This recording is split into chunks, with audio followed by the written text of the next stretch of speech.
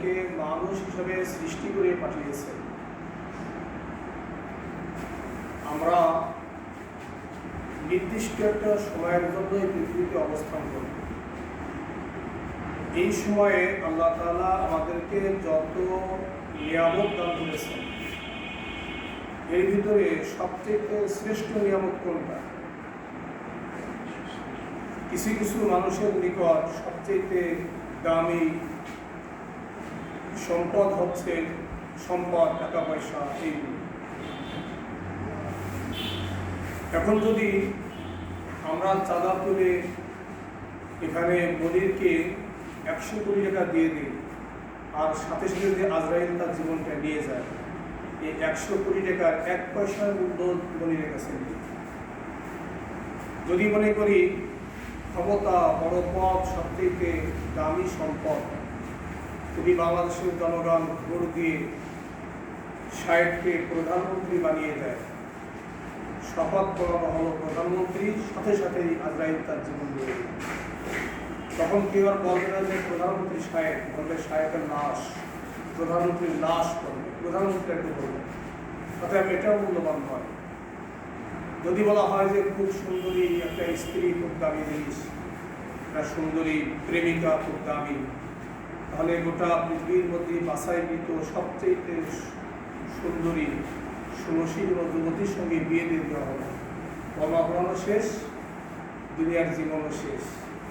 ওই স্ত্রী কি কবরের সাথে যাবে? চিতায় যাবে? যাবে না। তাহলে টাকা পয়সা, বড় পদ, পরমা সুন্দরী স্ত্রী, এর কোনোটি দামি সম্পদ হিসেবে, স্থায়ী সম্পদ হিসেবে আমরা নিতে পারছি না। তাহলে কোনটা?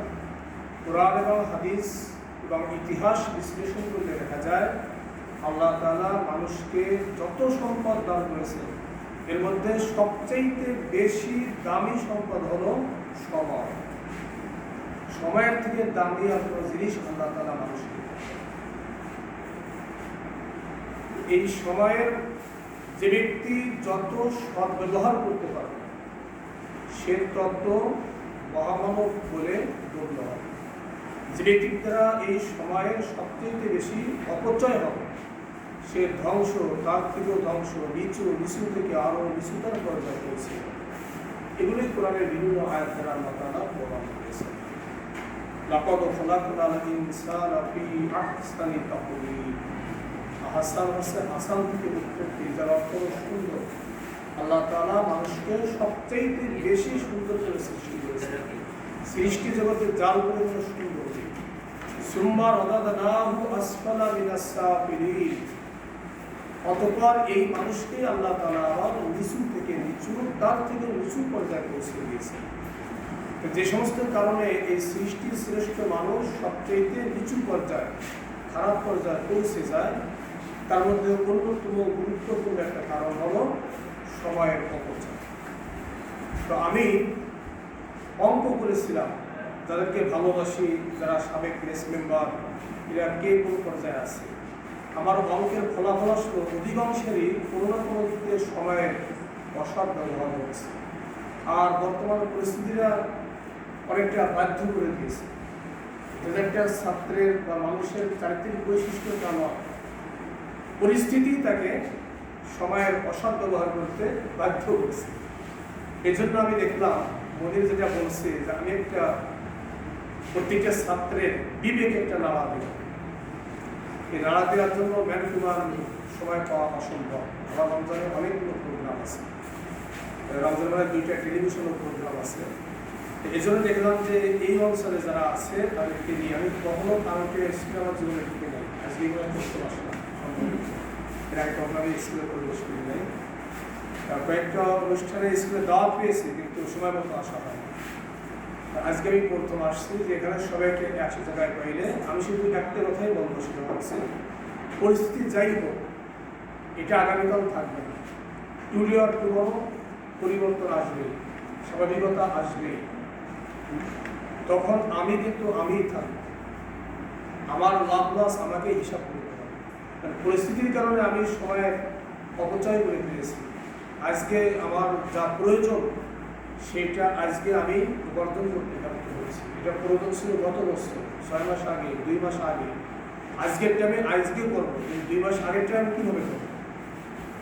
কারণ কাল তো একটা মহাসমুদ্র, প্রতিটা সেকেন্ডে আমার থেকে সেখানে চলে যাচ্ছে, ওই সমুদ্র থেকে ফিরিয়ে আনা সম্ভব নয়।